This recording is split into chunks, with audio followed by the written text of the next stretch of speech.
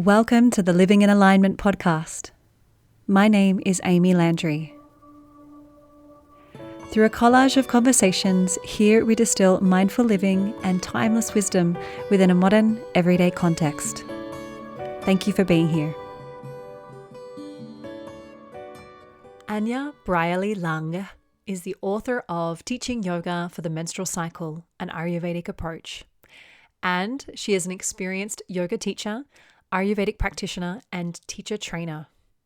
Teaching since 2005, she has specialised in yoga and Ayurveda relating to female anatomy and physiology.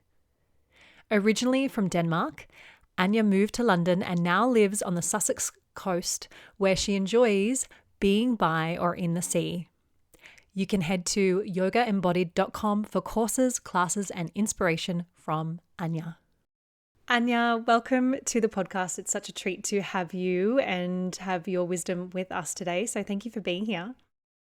Thank you so much for inviting me. I'm very, very excited to be on your podcast and to talk to you and to be part of your podcast and your community. So thank you for inviting me. Absolutely. It's such a treat to go into this topic, particularly with you. And I'm looking forward to really understanding a little bit more about your background, which I only know a little bit about, because I think this is going to really set the tone and the context for the conversation. So let's begin with a brief overview of your personal story, please. How did you come to yoga, Ayurveda, and the very specific work in, women's health and the menstrual cycle?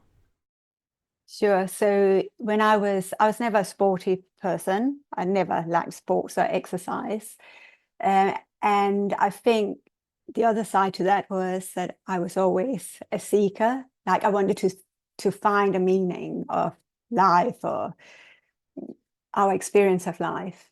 So when I was around maybe 18, 20, I found a yoga class.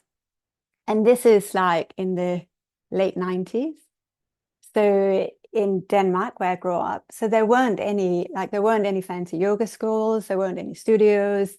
It was very traditional in the kind of the wave of teachers who'd been in India in the 60s and 70s, and they set up places in Copenhagen. So it was very, very traditional. But the first experience was that I just loved it. I fell in love with it straight away. It was the Satyananda Bihar School of Yoga tradition. And that was it. That was kind of, I just felt so good. And still the Yoga Nidra we did at that time, like 30 years ago, I still have that Yoga Nidra. I still listen to it and it's still my practice. So that's my beginning. And soon after I started practicing, I always wanted to go to India. So I asked my teachers, where should I go? And there was a Bihar School of Yoga. I didn't go there. It was a bit more challenging, especially I was quite young. And I traveled a bit, mostly in South India. So the Shivananda School was one of the places I went to. And I did do the teacher training course really because I was spending so much time there. The ashram traveling. And they just said, we do the teacher training. Why don't you join? And I'm like, I'm not going to be a teacher. I'm like 21 years old. It's not going to happen. But I did the teacher training course for my practice. And then I moved to London and then yoga started to be more popular. There were more fancy yoga schools and the whole industry around yoga had changed completely. And I still loved yoga. And actually, kind of going back to the Ayurveda part, when I was in India that first time, I think it was in 98, I did have Ayurvedic treatments as well, but I didn't really know much about it. But I did go to an Ayurvedic clinic at that time as well. So that was really my introduction, but I didn't really understand it. And then I think probably 10 years later, when I was around 30, I was like, no, this is yoga is what I want to do. I'm going to teach yoga. So I did another teacher training course. And after I did the teacher training course, I went full on with teaching. And a lot of my students either became pregnant, or I had potential students who were pregnant. And I did not know anything about pregnancy. I never wanted to become pregnant or be a mother myself. It's not been an interest. So I actually had no idea about pregnancy. So I had to study, and I studied a lot of teacher training courses in pregnancy, postpartum, and that's where my interest in the female body started, because realizing how little we knew about our bodies during pregnancy and postpartum, how little do we know about our cycle, which we live with for so many years of our lives, and we don't understand what's actually happening. So that really sparked my interest in that and the whole pelvic floor and pelvic health in general. So from there, from really specializing in pregnancy, and pregnancy was definitely what I did most of in the first years of teaching. And I did pregnancy teacher training courses, teaching them and creating them. So that kind of brought my interest into menstrual cycle health, because again, I didn't really know. We have our periods every month, but I didn't really understand anything around it. It's almost the foundation, isn't it? It's the foundation of pregnancy. So it's so relevant for people, or for women. Completely. And when you consider how many women have, or couples in general, have issues becoming pregnant or having healthy pregnancies, full-term pregnancies, and the issues around postpartum, it's really quite, I don't know, it's quite interesting how little we know around our whole cycle, because that's the main thing. And as you know, in Ayurveda, there are whole protocols for both partners that they go through before even considering conceiving. Go through your panchakarma, go through different treatments to really create that perfect space for a baby to grow. And I found it really fascinating. So, even though I didn't want to become a parent myself, it was like I was really interested in whole pregnancy, and how amazing our bodies are to grow a baby, but also just that whole cyclical nature. So that was the whole introduction into the to the menstrual cycle, really, which is kind of the wrong way around.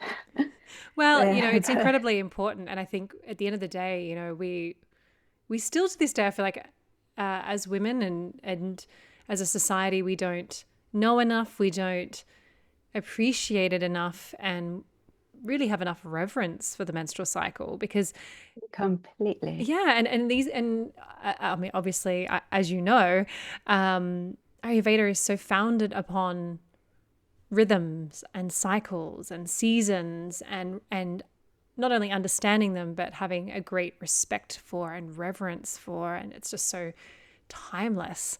And so that's all really fascinating. And in some sense, I just thought when you were speaking about the preparation, let's say, of pregnancy, tending to the reproductive organs and processes and so forth in both men and women before falling pregnant. So that's such a huge conversation and a fascinating one. It was something that I personally took on board before having our first child, in those months before, and certainly fruitful, but a lot of people don't realize, and obviously that there's herbs and certain things you can be doing to prime the environment, if you will, to optimize everything. So, okay, so let's dive into this incredible wisdom. So in Ayurveda, we know, I'm sure that most people listening in know of the 3 doshas, at least in a simple sense, that are the basis of Ayurveda, maybe. I mean, that might be overly simplistic, but let's say. And these 3 doshas, not only do they overlay the seasons of life and many of the seasons and cycles within that, but how does this Ayurvedic approach or perspective of the 3 doshas directly pertain to a single menstrual cycle, which in Ayurveda is called the Rutuchakra? in terminology, but even with respect to the Western scientific or biological understanding of a menstrual cycle, how can we then understand the Ayurvedic perspective or the doshic perspective over the top of that?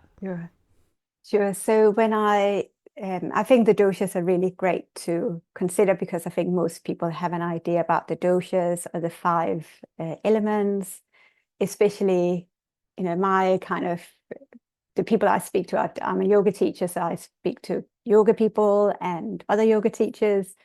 But also as an Ayurvedic practitioner, it's much more than just the 3 doshas. So to kind of, there's so many other layers to it. And just like someone might be Pitta dosha or Vata dosha, you will always have the other doshas, all 5 elements within your constitution and within your current state as well. But what we can consider when we look at the menstrual cycle, so the menstrual cycle is from the first day you're bleeding all the way through your menstrual phase. Your next phase is the follicular phase, ovulation, and then the luteal phase. So that whole cycle is the menstrual cycle. Sometimes it's called a fertility cycle or the ovulatory cycle, but that's your full cycle. And then the first part, if we think of day 1, is your first day of your period. So in Ayurveda, we think of the force behind menstruation is apana vayu. So the vayu is the wind element or vata dosha, and it's the energy that moves down and out.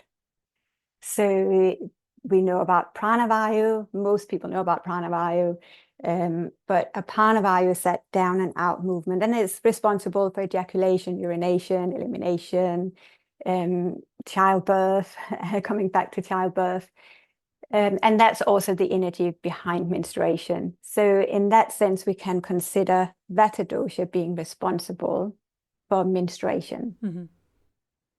And Vata dosha is movement. So it's a movement of the endometrial layer, the menstrual fluid coming out. And so it's natural that Vata dosha is prevalent in that phase of your cycle. It's normal. And so also it's normal that you feel different during your period than you do, say, during ovulation. It's a natural movement. So once that has happened, the endometrial layer starts to build up again. And we can think of that, this is in Western science, we know that estrogen starts to rise, and we can consider that a bit like Kapha dosha. So Kapha being earth and water element, it's building up, it's nourishing, it's stable, it's structure. And this is what our uterus is happening in our womb at that time. So we can consider this again, looking into it, it's like Kapha dosha. And this is really the time from kind of towards the end of your period until you ovulate. Ovulation, obviously there are other things happening too. All the doshas are always involved.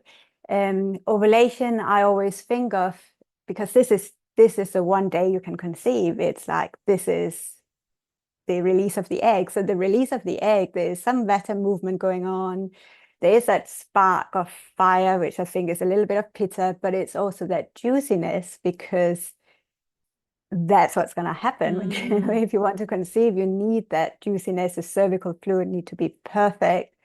So it's really that little bit of combination of all the 3 doshas. It still has that Kapha dosha sensuality and that softness, but also it has that little bit of fire, of potential of Pitta dosha.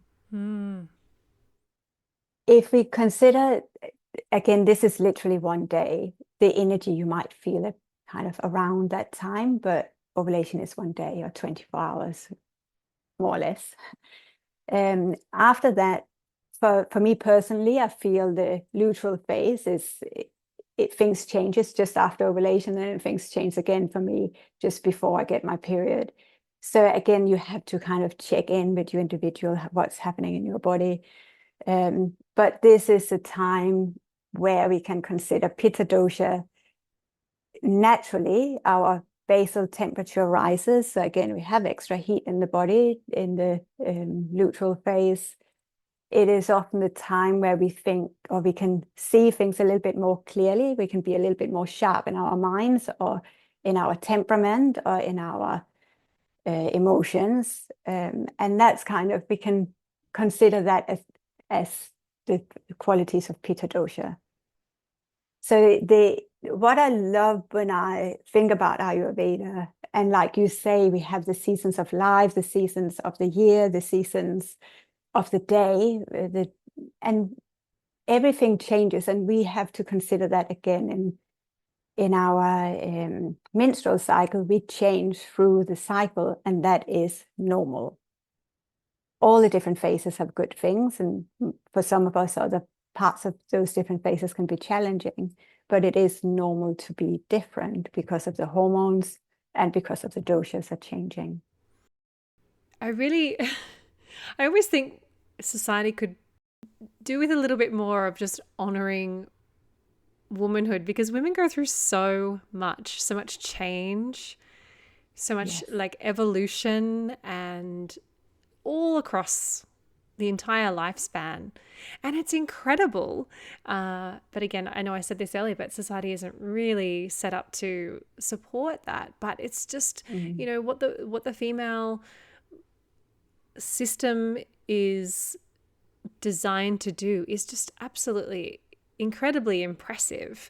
You know, we're here to, whether we choose to or not, that aside, like the female body itself is designed to procreate, you know, and keep the you know, human chain alive and going. And it's just, I mean, obviously we need the male system as well, but it's just, I think it's just absolutely incredible. So and I find this really fascinating. And one thing that came to mind when you were speaking about the menstrual cycle and the different phases of it is the Ayurvedic concept of the sandhi. I mean, I know it's in Jyotish as well, in Vedic astrology, but these junctions or these junctures, these pivotal moments, these moments of change or being like distinctly in flux. It's sort of like the change of the seasons when the weather is changing. It's like our own internal those junctures of change where we might be moving from, let's say, to simplify, one dosha to another, but there's a point there where there's a dance happening between, you know, two of them or whatnot. And I think it's just fascinating and incredible, and again brings that reverence and respect to what's happening. And then of course we can consider any imbalances or disturbances that are arising, and seeing the potential patterns in terms of the doshas and the elements and whatnot. So I mean, it could be a whole big conversation, but I would love to know, particularly in your experience, and this ties in a lot with your incredible book that you have written, but with this in mind, talking about the menstrual cycle, can you talk us through how a yoga practice may look when it's designed to support these changing phases? And obviously, I guess primarily, disclaimer, we're going to be speaking to, you know, the asana, the postures, maybe a little bit of breath work and so forth. But when we talk about the yoga practice and how we tailor that to the menstrual cycle, what does that really look like? And what considerations can we make, especially for those listening to this conversation who are not teachers or haven't done any formal training in this area? What are some key things that they might be wanting to integrate? So many layers, and also just reflecting on what you just said, how the female body and womanhood is just really incredible, and how it's not really recognized in a very linear world we live in. It's very male, and yes, like you say, we need that too, for sure. And there need to be a balance, you know, like in everything, there has to be a balance. And really I think in the yoga world, it has also been very male dominant. Most of the, again, coming back to, this is an asana practice, and, you know, you and me both, we're in the West, we are white women, you know, so it's a very different perspective from like being a yoga practitioner who has that whole perspective in India, or in a traditional sense. Cultural context. But yeah, absolutely. And so a lot of the teachers that has influenced this westernized asana yoga practice were men and male, and teaching initially male students, which is interesting because now the majority are probably female. So really in most yoga practices, and certainly in most teacher training courses, there's not really anything about the women's cycle and how we change through the cycle. In sports sciences, that's a new thing as well, looking at, oh yeah, maybe we should actually consider your hormones because that affects your injuries and how you recover from injury and your performance.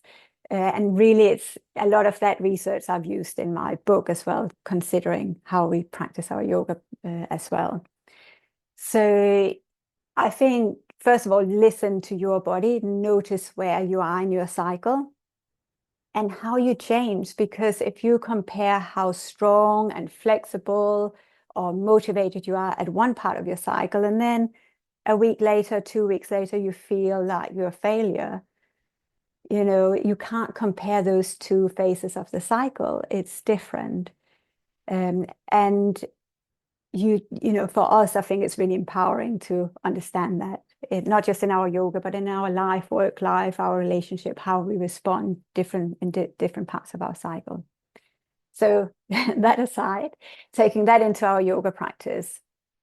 So you might, if we start with the first day of the cycle or the first few days of the cycle, which is our menstrual phase when we have our period, there will be teachers saying you cannot practice yoga at this time. It's the Vata phase, and Vata is movement. It can be a bit erratic. You want to let Apana Vayu do its thing. So therefore you simply rest, and you don't want to change the energetics of the body. Apana Vayu is down and out. So you don't want to do energetic or physical work that brings the energy up. And I certainly know a lot of practitioner who's done very strong practices where it's been a lot of mula bandha, so the engagement of the pelvic floor during their period, and it has disturbed their cycle. And especially if they've done like an intensive at that time, the period would have stopped because they have engaged the pelvic floor and brought that energetically as well, brought the energy up. Having said that, you might feel really like you need to move in your practice, and you can still do your practice. You might just consider that Apana Vayu is working or is dominant, so you don't want to bring the energy up. You still want to allow it just to flow. So potentially at this time, your practice would be more restorative, maybe more intuitive or circular movement, or kind of more creative. That might not be a very linear practice, but a bit more creative in how you want to move your body. If you kind of take the cat-cow pose, moving the spine, you take that into circular space, and just to let the body feel good, because if there is stagnation, you also want to let that move and to let that flow. And then there's some really nice restorative practices you can do, like, lying with your feet together, knees apart on your back, like Supta Baddha Konasana, or anything that makes you feel good in your body, even child's pose if your lower back is achy, or gentle forward bends over some cushions or over a chair. So you can still practice, but the consideration is this Apana Vayu. So when you have teachers saying don't do inversions, this is a reason for that. From a Western perspective, there's no reason why you shouldn't do inversions. So again, this is up to the individual, how they feel at the time, how heavy their flow is, and kind of where the energy is at the time. But I would say if you want to practice, do nice, gentle practice, stretching, maybe some lunar Chandra Namaskar, lunar salutation, to kind of connect with the outer moon as well. Lots of Shavasana. Shavasana is very good. Lots of Shavasana. And I think we sometimes think this is not a pose, but it is a pose. It's still practicing asana or yoga nidra, or, I think a lot of those ideas of you shouldn't do is interesting. But when you look at the background, you can apply it to how we live now in the Western world, but we might make some changes to that because our life is different, our lifestyle is different. So you know, if you're full of energy and you feel really strong, enjoy a practice, but notice how that affects the rest of your cycle, and notice how that affects your cycle, say in 3 months' time as well. The other thing, this just going away from the practice, is in Ayurveda, there is a practice called Rutuchakra, which is bloodletting. And bloodletting therapy is still used in Ayurvedic hospitals. And it's really, if there's a lot of, quite often used if there's a lot of heat or toxins or ama in the blood, or the Rakta dhatu. And really, when we are bleeding, we have that release of Rakta. So in that sense, as women, we have that. If you have a menstrual cycle, this is a natural release of excess heat. So then you can go back to, how does your period look like? Is it heavy? Is it light? Is it, you know, all these different things. But it's a way for us to release any excess or imbalance Rakta dhatu. So again, because of that, because that's actually part of potential panchakarma or cleansing, you don't want to do anything that exhausts you when you're cleansing. So, you know, again, that gentle, soft, easy, taking care of yourself is really important at that time as well. Does that make sense? Makes perfect sense. And I love it.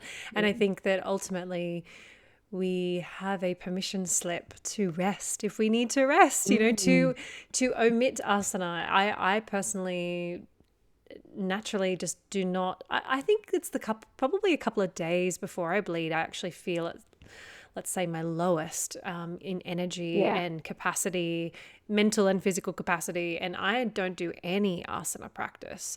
I often will do pranayama, and I will sit and do meditation, or my sadhana might be like literally reading yogic scripture or something like that. But it's and I personally can't imagine, and I don't mean to pick on anyone or any lineage here, but like, I know it's easy to say, but I think of really dedicated Ashtanga practitioners, and I know that they do encourage rest on full moon days, and usually I think when they're menstruating, but and there are some teachers that do encourage adapting the practice, but it is a very dynamic practice. And I think there are definitely many women in the Ashtanga community who admit to having lost their menstrual cycle, or let's say they're not menstruating or not bleeding anymore. And I think whilst we might feel okay in the moment to do a dynamic practice, the long-term impact of that, we may not know that in the moment, but I think what you highlight is there's a potential repercussion down the line, maybe. Exactly. And I feel, and as you say, you might feel great at the moment, you might feel great the next month, but other things can shift that you might not really consider as well. And I think this is, we don't know. And I think our whole culture is that we do the same all the time. We do the same practice, and it's questioned if you're taking rest. Why would you take rest? You know, you have to keep practicing. And being, certainly when I was teaching the pregnancy teacher training course, a lot of the students, new yoga teachers, came directly from a teacher training course. And it was very much, you do this 6 days a week, every single week. And it's the same thing, it's the same practice. And they were very confused when the suggestion was that maybe you should try a different practice or listen to what's happening, not just in pregnancy, but think about this in your own practice as well, even if you're not pregnant. And this was before I did all the menstrual cycle stuff. So I think the practice is often very, very linear. This is what you do. You do this 6 days a week. And you want to push yourself. You want to be better, go deeper, be stronger. And that's all great, or some of that is great too, but you also need to rest. And yeah, the permission slip. And sometimes you do kind of think, well, your body will tell you when to rest as well. Suddenly it will say, I can't do it. But hopefully you can take the time to rest before your body is forcing you to do it. Exactly. So yeah, so taking, having that permission slip to go, well, actually today I'm just gonna lie with my legs up on my sofa, or I'm gonna lie over my bolster, and it's my practice. It certainly requires a shift in perspective, and I know I do say this a lot. I would have said it on the podcast previously, but there's when there is a maturation of the practice where we see yoga as far beyond the postures and the asana, we are much more likely to grant ourselves the permission to rest, or to make our practice or our sadhana look different, or not be so dominated by asana as well, because that will only take us so far. I mean, the path is ultimately designed to draw us inward. So I think as we mature in our perception of what yoga actually is, and our mission, let's say, to live and embody yoga evolves, then we're more likely to get off that sort of hamster wheel of Absolutely. really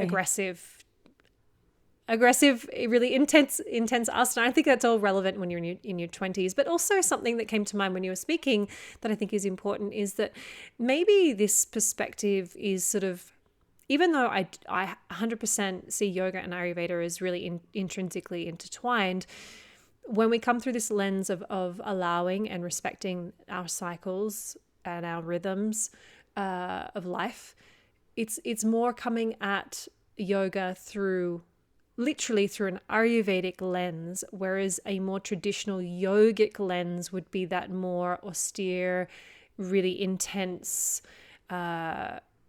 masculine approach. It's like that almost borderline like renunciate, like I'm doing this, I'm renouncing everything, and all I'm doing is sadhana, sadhana, sadhana. And that's more of that traditional yogic approach. Whereas when we come through the lens of Ayurveda, it's much more respectful and toward tending to this vessel and our health. I don't know, does that feel resonate? Yeah, I think that completely resonates actually, because when I started to see that switch from yoga being yoga, when I started, and that came really with a lecture from Dr. Robert Svoboda, and that was the switch. I was like, I'm going to study Ayurveda now because that made sense. Everything about my yoga practice, understanding that through the Ayurvedic lens, then everything made sense. For me, that was completely logical, using that language. So I actually agree. I don't think I kind of thought of it exactly like that before, but yes, the yoga, kind of traditional yoga, is that austere kind of, I'm going to sit here for this many hours in this, this meditation or this specific ritual.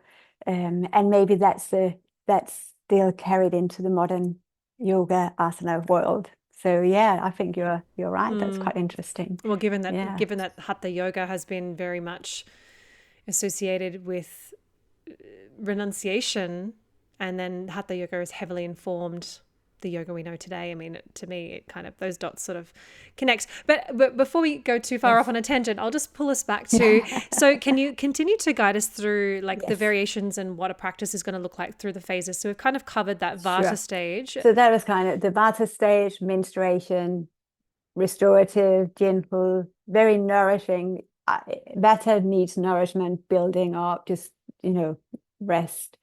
And that would be the informed kind of choice during your menstrual phase. Towards the end of the menstrual phase, you start to build up again. So estrogen is rising, which we can then consider as kapha dosha. In Western science, it's suggested, again, this is new research because research hasn't really been done on the female physiology until recently, but it's suggested that actually muscle strength, muscle recovery, muscle buildup is more, or has an advantage during your follicular phase after your period up until ovulation. This ties in with the Kapha dosha because Kapha dosha is strength, endurance, building up. So and again, this, I don't want to say everyone feels like this at a certain time in their phase because or their cycle, because we're all different. But it makes sense that after your period, you can then have a stronger practice. If you're thinking of your physical practice, if it's like, yes, I want to be stronger, I want my muscles to get a bit more resistance, then this is a great time to do it. And maybe this is also the time you feel you can do a bit more, or you have that energy, or you have that optimism perhaps as well. More capacity physically, mentally, emotionally. So brilliant time to do, going back to the Ashtanga practice, or going back to anything else where you're like, yeah, I'm going to really, focus on having that strength or stamina as well. Kapha dosha has that potential for endurance and stamina. So this is such a good time to get the more, for you personally, challenging poses in, or challenging transitions, or trying something new that you might have been a bit resistant to. So this is a brilliant time to really get that in. And I would say that all the way up until just around ovulation time, so ovulation and just after, if you still have that strength and power. And if you are around ovulation, again, you can create that strength if you feel like ovulation is your time, whether you want to conceive or not. But if that's your more kind of sensual time, you feel that kind of juiciness or femininity, maybe you have a bit more of a kind of fluid, creative, dancey kind of not traditional asana practice. Maybe that's the time you enjoy that. To connect to that part of your cycle as a potential for pregnancy, or even if that pregnancy is a seed for a creative project, or however you want to express and birth your ideas into the world. So this is where it's challenging, because this is a phase where a lot of people feel the best because they have that energy, and this is what we are supposed to feel like. We are supposed to feel great and strong and energetic, have capacity to do everything, take care of friends, family, work, and our personal practice. And so the challenging practice in our not in our asana, in our yoga practice, in our life, is that this is part of our cycle, not the whole cycle, but we can embrace it at that time. The challenge is, if you are very pitta or type A personality, is that you might just overdo it at that time, and then you crash when you have your period, because if you have that capacity and you go full on, it's easy to burn out, even if you have that kapha at that time. So again, it has to be a bit measured. We have to be mindful of how much we push it, just because we have the energy. So we still need to conserve a bit of energy, still do our shavasana, yoga nidra, meditation, relaxation. But this is a good time otherwise to enjoy that energy. And I feel if we move towards the follicular phase, the luteal phase after ovulation and before your period, again, you check in how you feel with you, because you might still have that strength just after ovulation for a few days, and you might have that more pitta fire coming in as well. So pitta is very good to see things very clearly, being very detailed. And this could be a brilliant time to, instead of pushing through things, using the time maybe for more alignment, maybe technique, taking that bit more time to understand how this feels in your body or in your energy when you practice your asana. Because this is pitta can be strong and fiery, but if we take the sides of being more detailed and seeing things clearly, then this would be a great time to do that. So we don't push ourselves too much, because we don't have that kapha estrogen anymore. And we are moving towards that natural introspective time, which is menstruation. So you really don't want to push too much physically or mentally at the time. So this, and also again, this is a time where your temperature does rise. So you might experience hot flushes, or just feeling hot, feeling that you sweat more than usual, which is then normal. So you don't want to overdo it again. You want to just actually maybe start to think of a more cooling practice.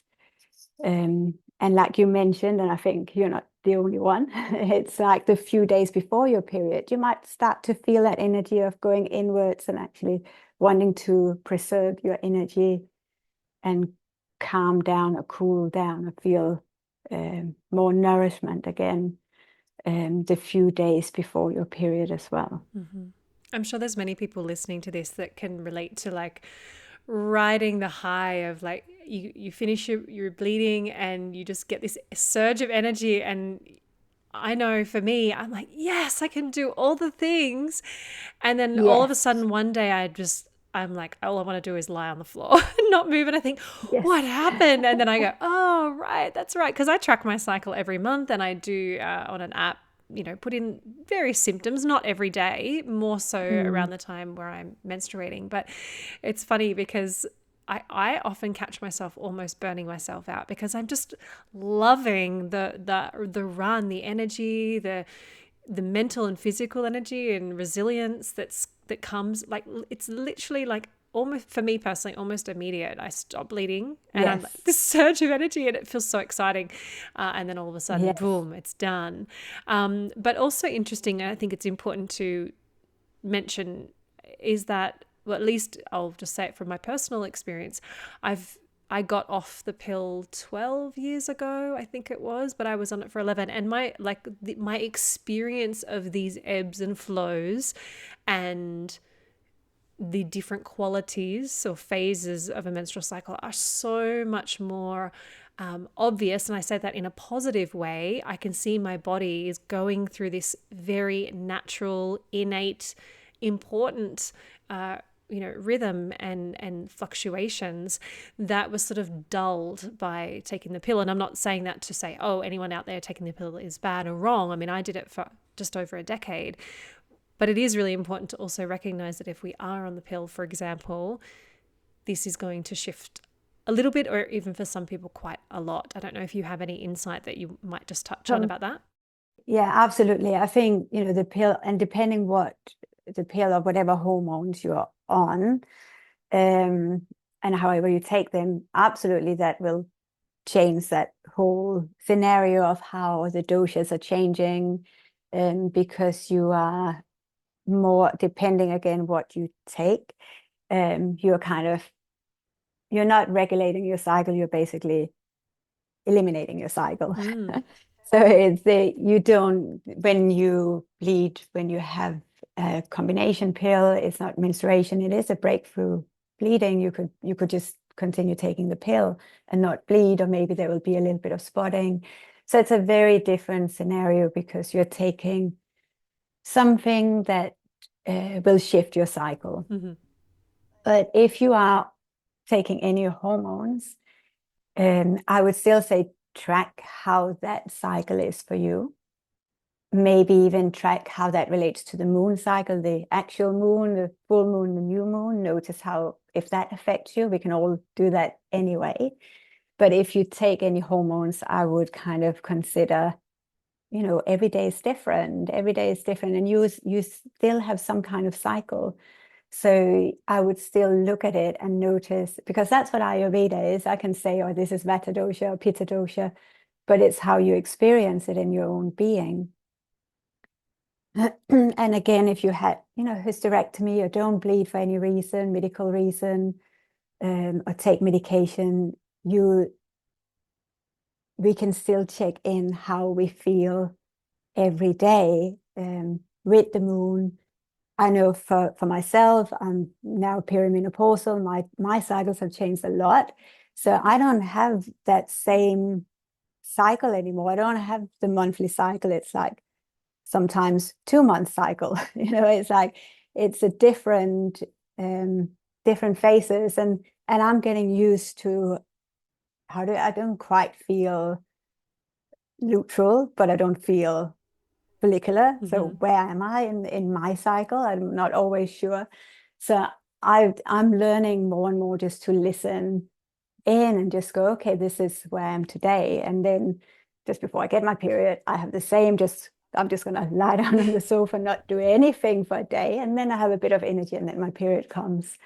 So you can still, and this is the beauty if you do this before you are changing, having those fluctuations, then you know your body enough to go, okay, I still have a sense of what's going on. And certainly some of for those who have premenstrual challenges or menstrual challenges, they might be highlighted during perimenopause as well. So if we understand them before, then it's a little bit easier to appreciate them when we then go into another big change, another big sandhya in our life, shifting into menopause. Isn't that the beauty of Ayurveda as well? I think that particularly for anyone listening, if you are experiencing any hormonal challenges, whether it pertains directly to the menstrual cycle or otherwise, Ayurveda is there to always look at the root cause and get underneath the surface level symptoms. And that's why I think being attuned to rhythms and seasons and nature, which all might sound a bit esoteric, but it is really fundamental, is so essential, and what we are also disconnected from as a society. And so perhaps, for anyone tuning in, you might like to consider seeking out the support of an Ayurvedic practitioner or physician in your area to support you through navigating any challenges that you're experiencing.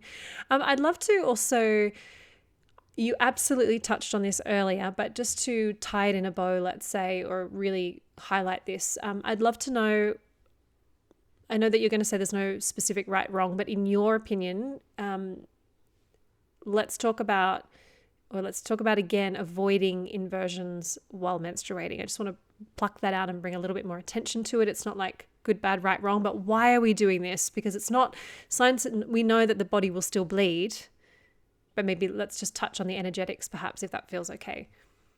Yeah, I think that's really good, because people are asking, can I do headstand on my period? And either you would have teachers saying, no, you can't, and you ask why, and it's like, well, that's how it is. Or you'll have teacher, of course you can, women can do everything a man can do, so why shouldn't we do it just because we're on our periods? So for me, inversions is when the energy goes up. So yes, we are inverted in our body, but the energy is also going up. Like if we're in a headstand, we're not relaxing into the earth, we are kind of lifting upwards to the sky. So because of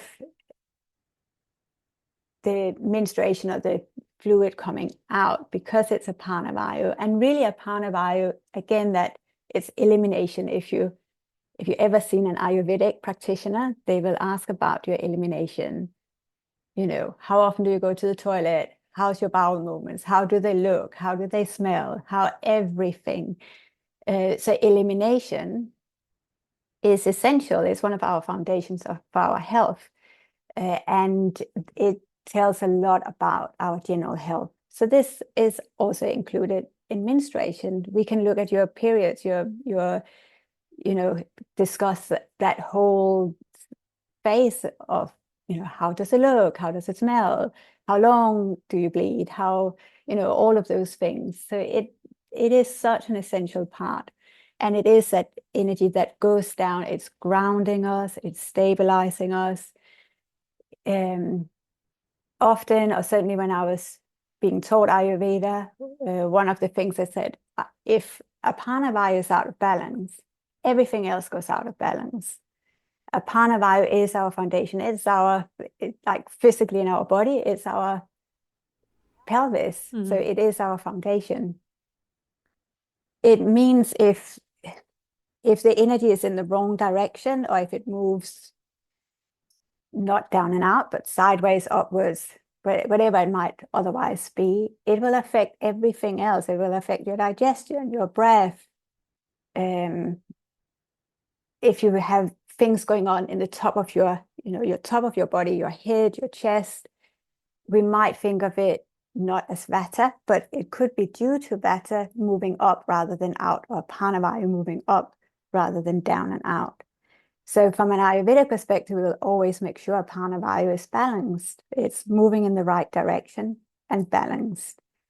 So if we do something to stop that flow, it can create other issues. So like we said before, we might do this strong practice and we are fine. If we have a reasonably heavy bleed, it's like, yeah, my bleed is getting less now, or I stop bleeding, and it might feel easier, but actually it's detrimental to our health because we want our natural flow.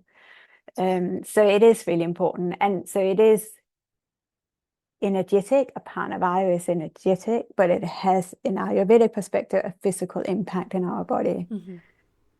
This also means if we talk about a yoga practice, you go to a yoga class and they say shoulder stand or head stand unless you have a period, or maybe they say do it anyway, and then you can go, well, actually I just want to sit in meditation, I want to lie in a restorative pose. I include that you can have legs up the wall, because legs up the wall, the energy is going down. You're not reaching up for your legs, you're releasing the thigh bones into your pelvis. So actually it feels very open and releasing in the pelvis.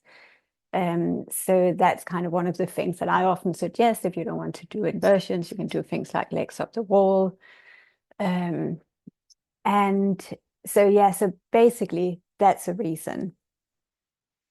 I know in Western science, we say there's no reason, you do what you feel is right. If you don't feel it's good, you don't do it. And there have been people said, oh, it can cause endometriosis, reverse bleeding. And it doesn't from a Western point of view. But you can consider, could that be an implication energetically, potentially? So yeah, I think it's complex, because you can be very Ayurvedic and go like, no, it's not going to happen, I'm just going to rest. Or you can go like, I'm going to ignore it, I'm going to do my strong practice in a hot room, do inversions. So I think it's a very individual decision. Sure. But it's I think as yoga teachers, I think we need to be aware of the Western view, the Ayurvedic, or basically from that point, the kind of the yoga view, and then be open that our students can interpret that themselves. And then obviously if you have someone that has reproductive issue or menstrual health issues, maybe you want to try out not doing inversions, because maybe it will work. Do something different during the first few days of your period and see how that feels. That's really helpful and also very invitational, I think.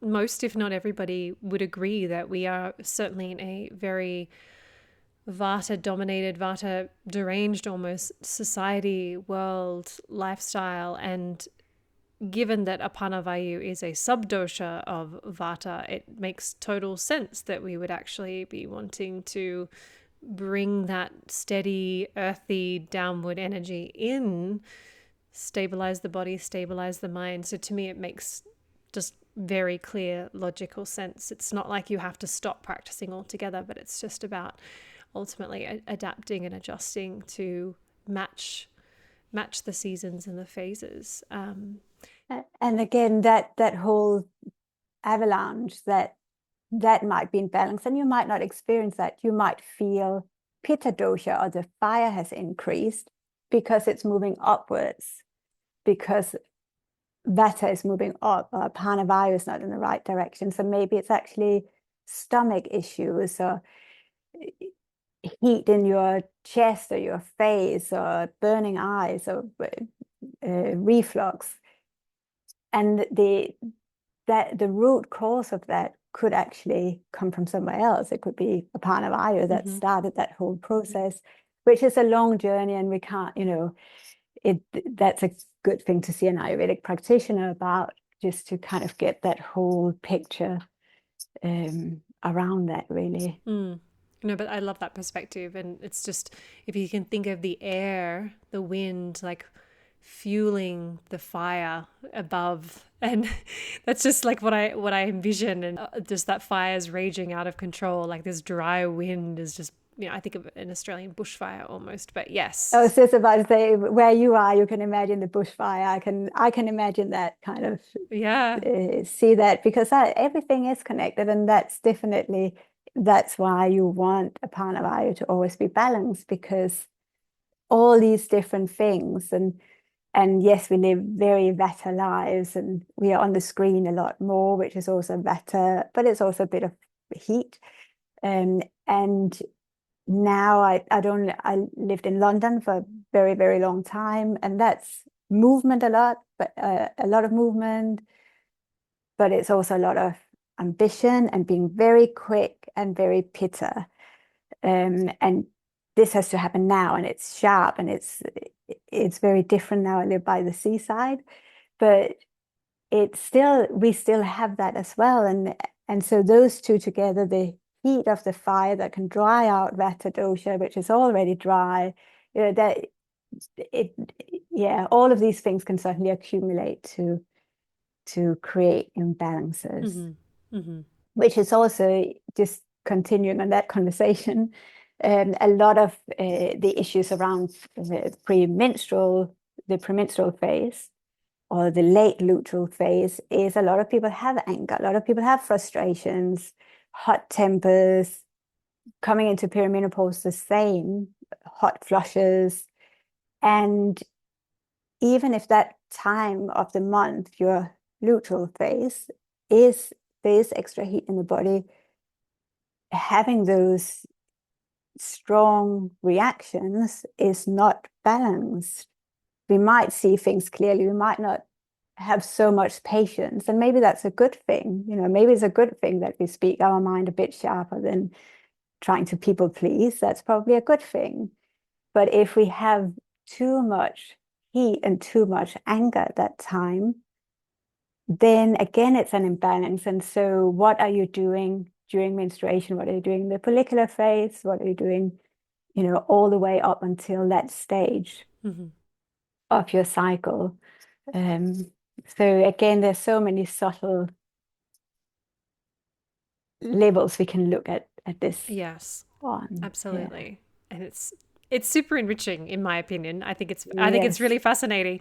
So, and it just, in close, really, to tie that up, it's almost like we see how everything builds and builds and builds until we face menopause, and then hello, we're paying the price for not addressing any imbalances and whatnot. And I do love the Ayurvedic perspective that really any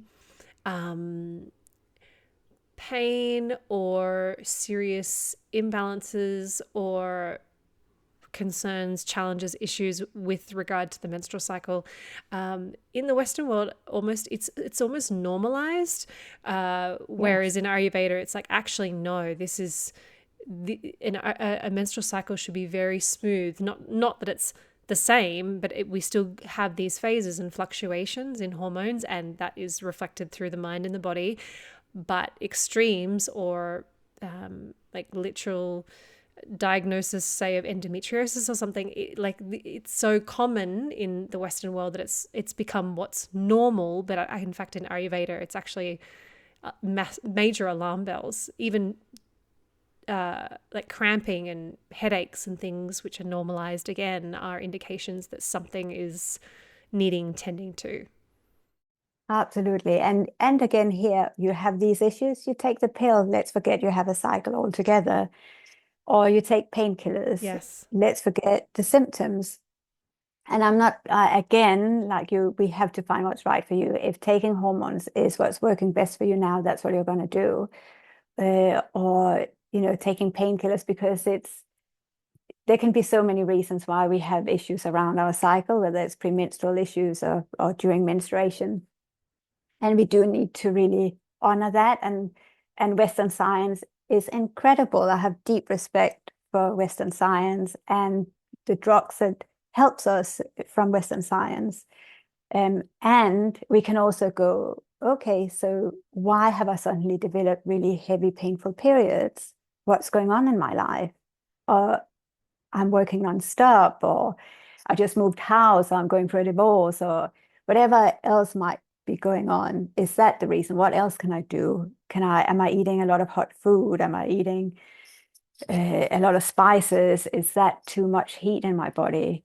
Am I ignoring that I have my periods? And we can do, if we honor that we are cyclical, it can help us so much. It's so powerful once you understand the cycles, that you can really take, or you can use it as a tool to nourish your body at the different times of the month. And I always say, like painful, going back to, is painful periods normal? It's not normal. It is common, but it's not normal. And Ayurveda, yes, some of these texts have been written years and years ago, but they still have some truth and they still have wisdom to share.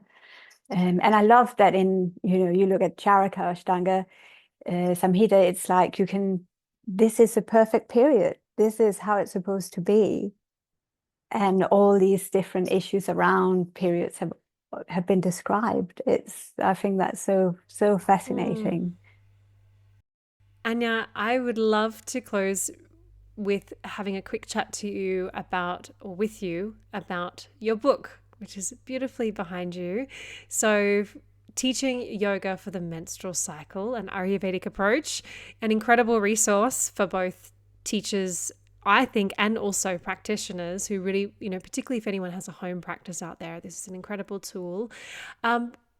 Can you just run us through a little bit about, your process of writing this book and who you were writing it for and the motivation and inspiration behind it, but yeah, also the process and how it all came together? Yes. It was a bit of a lockdown project. I think it started, I guess it actually started before lockdown because I was so interested in it and I like research. Mm-hmm. So I was teaching an online course on the menstrual cycle. And the more you research, the more you want to research, the more you want to learn about it. So it's that kind of never-ending cycle. Mm-hmm. And I really enjoy doing that. I love writing and I love that kind of research. And obviously it was born out of my passion and really I wanted to understand what was going on from a Western point of view, but certainly from an Ayurveda perspective as well. And applying that to my yoga practice, but also as a teacher and a teacher trainer.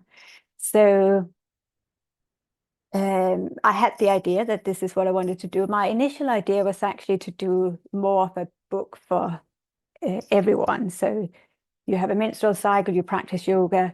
This is like a guide to how you can adjust your cycle, adjust your asana practice to your cycle. Mm-hmm. And when I spoke to the publisher, they kind of looked at my proposal around it, and they really wanted a book for yoga teachers. So in a way that was, I don't know, it's just a different process. Maybe it was easier because I'm writing for people who know their practice and perhaps know a little bit of Ayurveda. Maybe they don't need to know anything about Ayurveda, But it was certainly, I was writing for another audience. But I also wanted people who are not teachers to understand, because obviously as a yoga teacher, you and me, we have a menstrual cycle. We are practitioners and we're also yoga teachers. Mm-hmm. So in that way, I feel it's for everyone that has a very specific interest in yoga and the menstrual cycle. So I guess the process was during lockdown. So I had more time and I was at home to do that research, and just write. A lot of writing, a lot of rewriting, a lot of reorganization. And again, just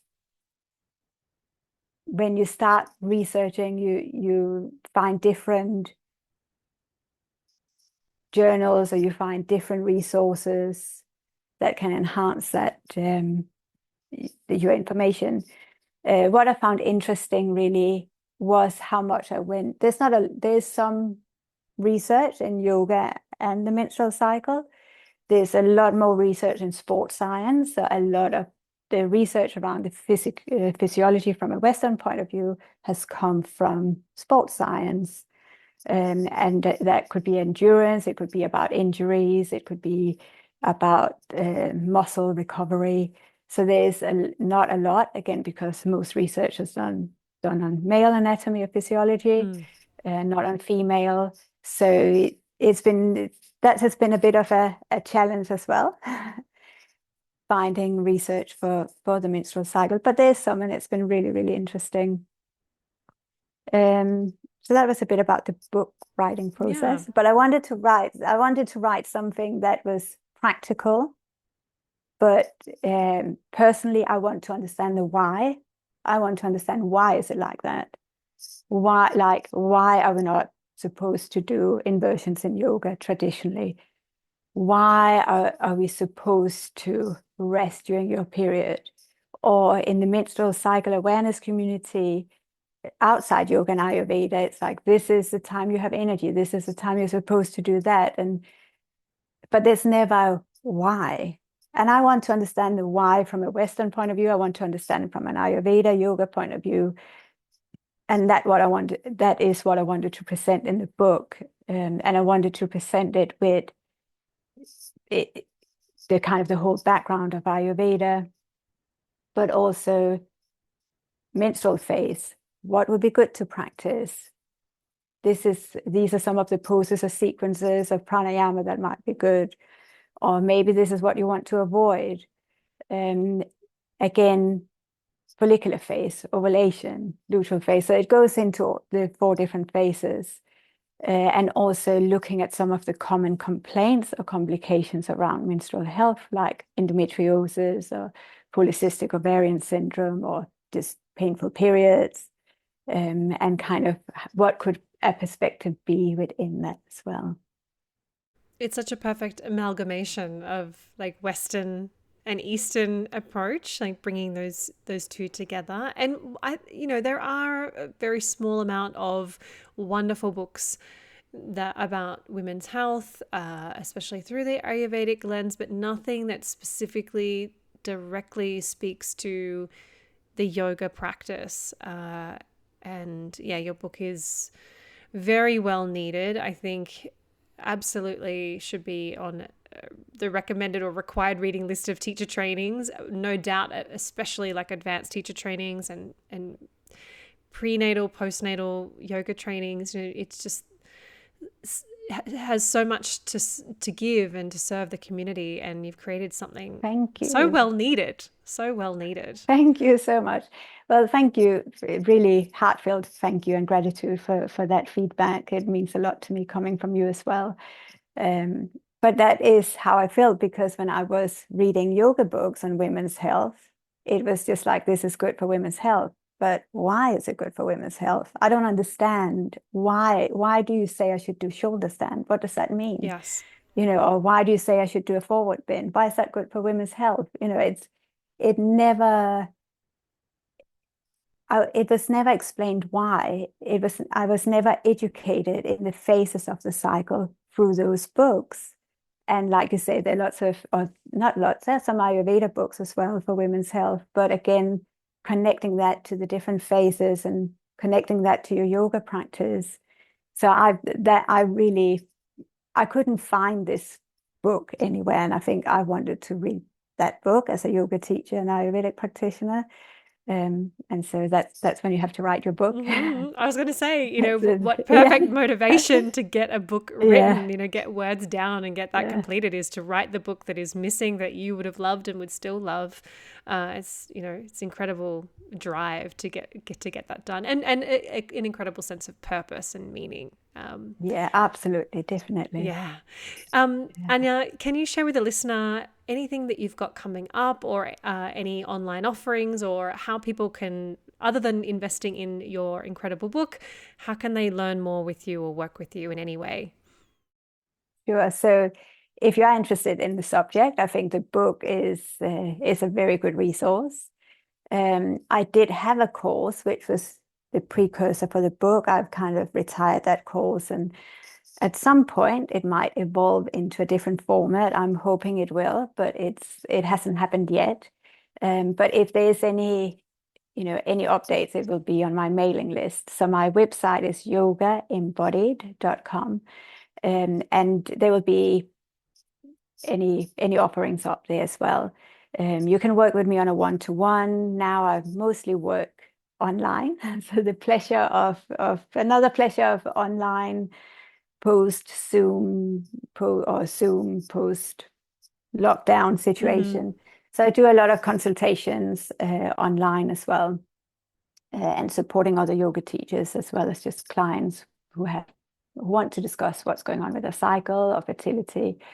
I have online yoga classes. I have at the moment the specific period workshop is an online workshop that is online. It's pre-recorded. It's small bits that takes a little bit of introduction into Ayurveda and the Ayurvedic perspective on the period, and what we can do if we experience period pains. So it is like a little workshop for period pain, and natural products you can use, or herbs or spices. There's a little yoga practice, a little yoga nidra in there as well. But some of those courses are going to evolve. But yeah, the website is the best place. Sign up for the newsletter. At the moment, you get a free little ebook about painful periods from a yoga Ayurvedic perspective when you sign up. And otherwise, you can find me on Instagram. That's kind of the social media I do. If anything, it's Instagram. Mm-hmm. Well, your Instagram has lots of little bites of wisdom of the work that you're doing. So if anyone wants to follow you, it's Anja_Yogini. So you can go and follow her there, but we'll link everything up in the show notes for you all. So anything else you'd like to add in closing? In closing, listen to your body. For me, Ayurveda is you get to know your body. No one can know your body as well as yourself. Sometimes you just have to get the hit and the mind stuff out of the way, and that's where yoga is so amazing. Connect with nature. Notice the seasons of nature, from morning to evening, nighttime to midday, the seasons of the year, the changes and the cycles of the moon. And I think that can inform us a lot about our own body as well. We change just like Mother Nature. Beautiful. Well, thank you so very much. It's been such a delight to chat with you. It's kind of a subject I think we could probably just riff on for a lot longer, but maybe we'll have to do part 2 some other time. But thank you so much for the work that you're doing. It's so incredibly important and essential and invaluable for practitioners and teachers, and thereby the wider community and society, just changing lives just one person at a time. No big deal, but it's incredible work. And thank you. And again, congratulations on this beautiful book, and it's such a huge accomplishment. I bow to you. Like, seriously, it's amazing. So thank you. Thank you so much, Amy. If this episode was of value to you and your life, please subscribe. And if you can think of someone who would benefit from this dialogue, please do them a favor and send it their way. If you feel called, hop on over to iTunes and leave a 5-star review. This is the best way to get these conversations into the ears and hearts of our wider community, to those who need it most. You can find me at amyelandry.com or over on Instagram at amyelandry. May we all move a little closer to a life living in alignment.